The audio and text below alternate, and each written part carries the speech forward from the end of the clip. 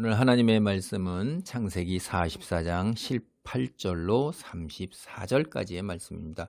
이 창세기 전체에서 사실 가장 긴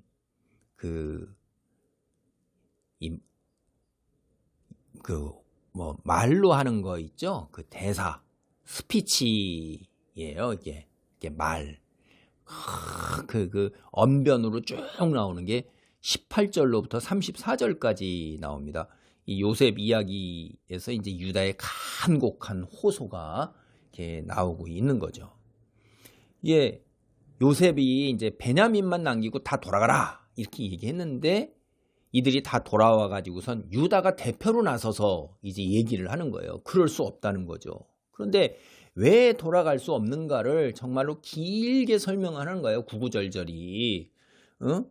왜냐하면 핵심은 이거죠. 베냐민이 형들하고 함께 돌아가지 못하면 아주 연로한 늙은 아버지께서 충격을 받고 돌아가실 거라는 거예요. 왜 그런가 것을 이렇게 구구절절하게 설명을 하는데 그것은 바로 요셉이 우리한테 그렇게 조금 너무 지나친 요구를 하는 그것 때문에 그렇게 된다라고 이렇게 보면 마치 그렇게 느껴져요. 그래서 우선 18절로부터 29절까지 이야기가 자기네 집안에 일어났던 일들을 이렇게 쭉 얘기를 하고 있죠.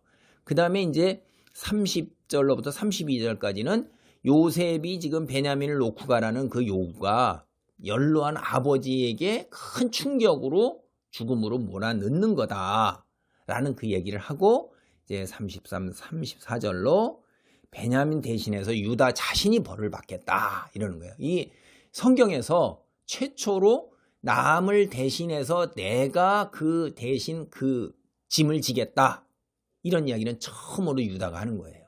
대신해서 예수 그리스도께서 우리 인류를 다 대신해서 그 죄값을 지고 돌아가셨잖아요. 근데 이 성경의 이야기에 유다가 형제의 그 잘못을 내가 대신 다 그 죄값을 치르겠나이다 라고 그러면서 자기가 요셉의 노예가 되겠다 이렇게 하는 거예요. 자기들은 어떻게 했어요? 유다가 사실은 요셉이 팔려갈 때 유다가 앞장서서 대표가 됐던 거예요. 자꾸 그 형제들 무리의 대표가 돼서 요셉을 팔았잖아요. 노예로. 이제 그랬는데 자기가 이제 형제의 그 잘못을 대신해서 자기가 그것도 요셉의 동생이잖아요. 요셉을 노예로 팔은 자가 대표로 오히려 자기가 그 요셉의 동생의 잘못을 대신해서 노예가 되겠다 자청을 하는 겁니다. 참 그래서 이 초점은 이제 어디에 있냐면 이 긴 이야기의 초점은 아버지에게 있어요. 아버지가 여기 보면 이제 한번 보겠습니다. 18절 19절을 보면 유다가 그에게 가까이 가서 이르되 내 주여 원하건대 당신의 종에게 내 주의 귀에 한 말씀 아뢰게 하소서. 주의 종에게 노하지 마소서. 주는 바로와 같으심이니이다. 바로와 같으심이니이다. 왕이라 이거예요. 그렇죠. 이들에게 지금 왕이잖아요. 절대적 권력, 생사를 여타를 다 가지고 있는 권한이에요. 이거 예전에 요셉이 꿨던 꿈이 뭐죠? 볕단이 다 절하는 꿈, 그다음에 하늘의 별까지도 절하는 꿈, 바로 왕같이 됐잖아요. 야, 이게 꿈이 이제 부분적으로 아버지까지 내려오면 이제 성취가 온전하게 이루어지게 되는 거죠. 입으로 고백을 하고 있는 거예요. 꿈이 이루어졌나이다 라는 걸 고백을 하는 거죠. 이전에 내 주께서 종들에게 물으신 너희는 아버지가 있느냐 아우가 있느냐 시기에 우리가 내 주께 아뢰되 우리에게 아버지가 있으니 노인이요 또 그가 노년에 얻은 아들 청년이 있으니 그의 형은 죽고 그의 어머니가 남긴 것은 그뿐이므로 그의 아버지가 그를 사랑하나이다 했더니 밑으로 22절 보면 우리가 내 주께 말씀드리기를 그 아이는 그의 아버지를 떠나지 못할지니 떠나면 그의 아버지가 죽겠나이다. 이렇게 하고 아버지가 여기서 요 단락에서 여기 짧은 글 얘기하는데 14번이나 나와요. 아버지가 계속 아버지가 돌아가십니다. 계속 아버지에게 초점을 맞춰서 아버지가 돌아가십니다 라는 거에 초점을 맞춰 얘기하는 거예요. 그러니까 베냐민만은 돌려주고 그 대신에 내가 여기 뭐예요? 이제 33절 보면 이제 주의 종으로 그 아이를 대신하여 머물러 있어 내 주의 종이 되게 하시고 내 주의 종이 되게 하시고 그 아이는 그의 형제들과 함께 올려 보내소서. 그 아이가 나와 함께 가지 아니하면 내가 어찌 내 아버지에게 올라갈 수 있으리까. 두렵건대 재해가 내 아버지에게 미침을 보리이다. 그래갖고 아버지가 돌아가신다는 거예요. 충격받고. 그렇죠. 자, 근데 여기에 이제 참 기가 막힌 가정의 이야기가 나옵니다. 이게 뭐냐면 27절, 28절, 29절을 보면 이렇게 돼 있어요. 주의 종 우리 아버지가 우리에게 이르되, 아버지의 말이에요.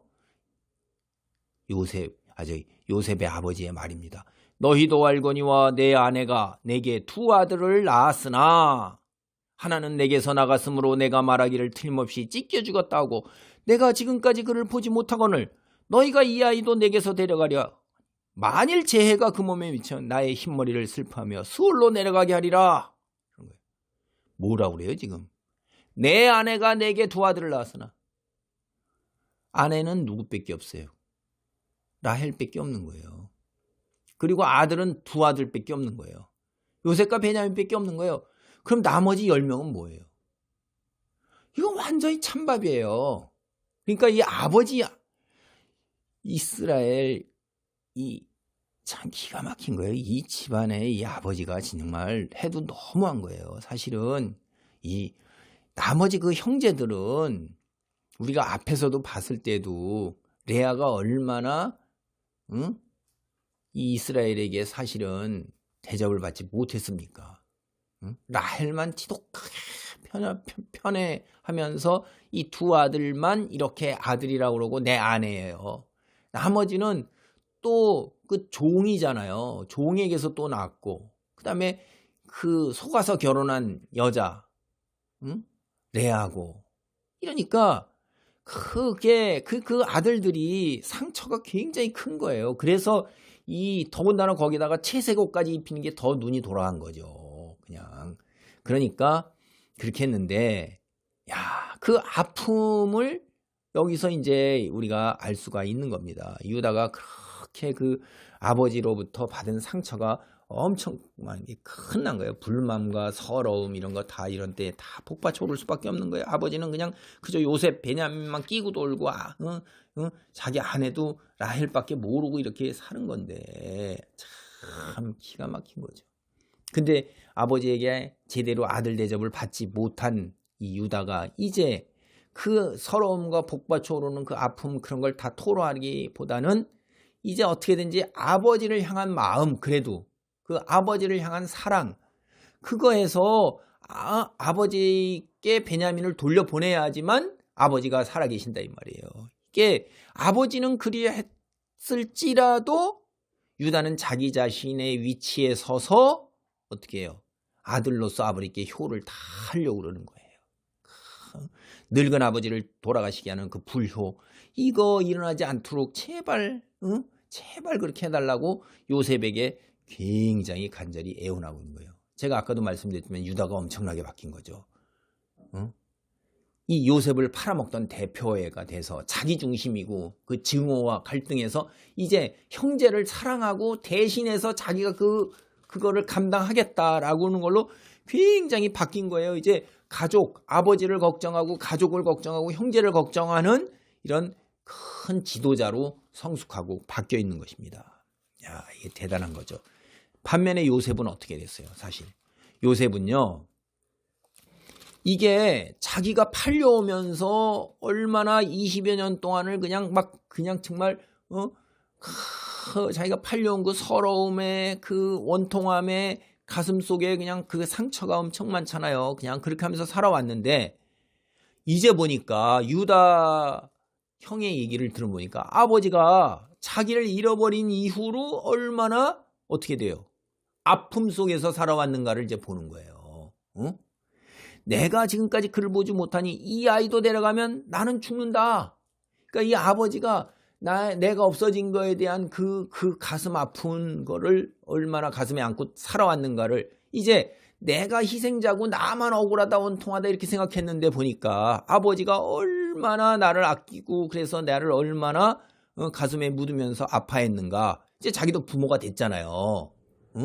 이걸 이제 보는 거예요. 이게 그러니까 자기도 잘못한 게 있는 거예요. 왜냐?